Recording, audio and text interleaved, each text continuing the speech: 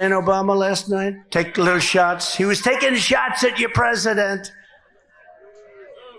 And so was Michelle. You know, they always say, sure, please stick to policy. Don't get personal. And yet they're getting personal all night long, these people. Do I still have to stick to policy? They're going at levels of speed that nobody thought was possible. Do you know, that was our technology that was stolen by Russia. And Russia has them, and I started them very quickly. But somebody gave Russia, years ago, before me, all of our plans and specs for hypersonic missiles, and they built them, and we didn't. He said Bill Clinton. It could be. It might have been, in all fairness, might have been a little after Bill Clinton. I used to like Bill Clinton. Can you believe it? It could have been Barack Hussein Obama, perhaps. We should ask him.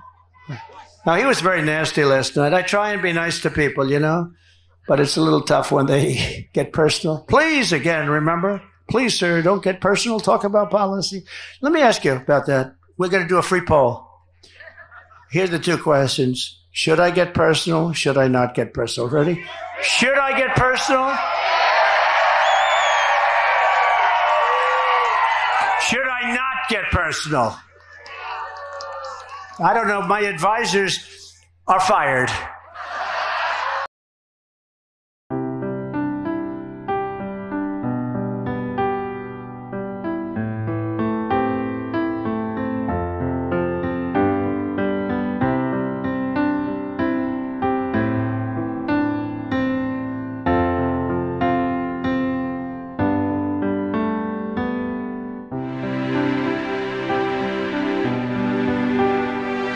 Every American was safer under President Trump. In fact, the entire world was safer when I sat behind that beautiful, resolute desk in the Oval Office. You know, I heard the other day, for the first time, I heard Biden say, the beautiful, resolute desk. He never said that before. They copy me. When I say we're a nation in decline, guys are copying me. Then they say they shouldn't say that, but they thought the words were beautiful. But they copy me all the time. In that case, it was Republicans that were copying me, because who bought it all? How disgusted we're all when we see, all of us are, when we see 3 days ago when we viewed their parade. We had goggles, brand new, right out of the box. You know, they didn't fight at night because they never had goggles, right? Good fighters. They never had goggles. Now they have brand new goggles. She had one policy. If you steal less than $1,000, basically $950 to be exact, I want to be accurate for purposes of reporters. The fake news media, they want accuracy. They don't have to be accurate, but we have to be accurate. But if you steal less than $950, they basically leave you alone. So I have guys going in robbing stores with a calculator. Let's see, this is $100. Did you notice? This is not going to happen in North Carolina, I don't think, is it? And we had it built. We rebuilt it. We rebuilt the whole military, but it was decimated under this group of stupid people. You know, we had so much. When I came in, we had no ammunition. Did you know that? Remember? I used to talk about it. And I said, if it's true, which it was, why would you say that? We had people on television. Well, the United States has no ammunition. You know, some things you just keep to yourself, right? Do you remember from North Carolina, do you remember I used to talk about that all the time? Those are my best witnesses, those ladies. When you don't fire people, they never write books, you know. But I fired a lot of people. I wasn't happy with their service. I wasn't happy with the job they did, and I fire them. I let them go. I mean, I'm working for you. I'm not doing this for myself. That could happen. These are fighters. They fight with broken, old, obsolete weapons and knives. We have F-16s, we have F-35s, F-32s, and we were knocking the hell out of them, just knocking the hell out of them. Starting the moment I lift my hand from the Bible after taking the oath of office, I will move to restore America to maximum strength and return the world to peace. We're going to return the world to peace. And mostly I can do it with a telephone call. You know, we don't have to send troops. I can do it with a telephone call. You go to war with another country, that's friendly to us or even not friendly to us.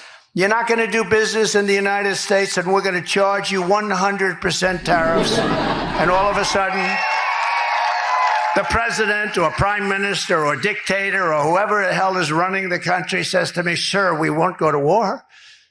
I talked this world out of a lot of wars with telephone calls. I don't have to send in the troops. And if she gets in, our country doesn't have a chance. This calamity is on Comrade Kamala Harris's shoulders. I think her name will be Comrade because I think that's the most accurate name. You know, I've been looking for a name. People are saying, sir, don't do it. You know all my names. They've all worked. They've all been very successful. And I really didn't find one with her. Sir, she's a woman. I said, so is Hillary Clinton. I called her Crooked Hillary. So nobody complained about that, right? Right? Mr. Governor, nobody complained about that. No, I called her Crooked Hillary. I call people names. I call crazy Nancy Pelosi crazy because she is. She's nuts. I said, nobody's paying. You got to pay. And they did, paid hundreds of billions of dollars. They said, well, does that mean you won't support us if we don't pay? I said, that's what it means. I had to say that. I got a lot of heat for that. People, the fake news. Oh, that's a lot of fake news. Oh, that's a lot of fake news. No, the fake news gave me a hard time for that. The fake news was saying, what a terrible thing to say to our allies. Our allies weren't paying. And I said, you got to pay. We were paying for everybody. So they take advantage of us on trade, and then we also pay for their military. That somehow doesn't work. So they had to pay. They paid hundreds of billions of dollars. But I said to them, no, that means I will not protect you. I will not protect you. They said, sir, if we're attacked by Russia, will you protect us? Used to be Soviet Union, now Russia. Will you protect us? I said, are you paid? No, let's assume we're not paid. Then you're delinquent, right? Well, yes, that's an old real estate term. You're delinquent, yes. No, we will not protect you. The press went crazy that I said, and you know what? If I would have said the other way, they would have never paid. Hundreds of billions were sent into NATO. And somebody that's been with me from day one, he's a real general. You know, we have the real generals and we have the fake woke generals that did so poorly in Afghanistan, should have all been fired. But this is a real general, Keith Kellogg. Right, Keith? If you look at what's going on with Ukraine and Russia, if you look at now, there's an incursion into Russia. Then there'll be another incursion the other way. And then all of a sudden, bad things will start to happen.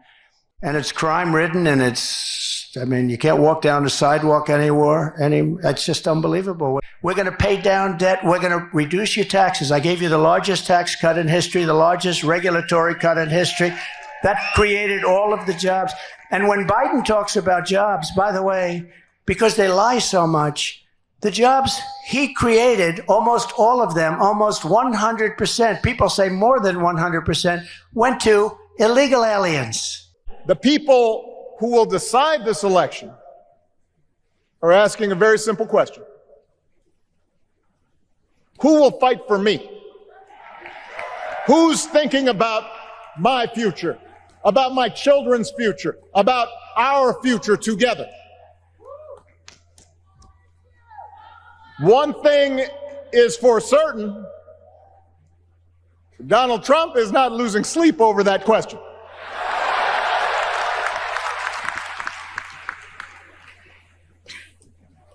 Here's a 78-year-old billionaire who has not stopped whining about his problems since he rode down his golden escalator 9 years ago. It has been a constant stream of gripes and grievances that's actually been getting worse now that he's afraid of losing to Kamala. There's the childish nicknames, the crazy conspiracy theories, this weird obsession with crowd sizes.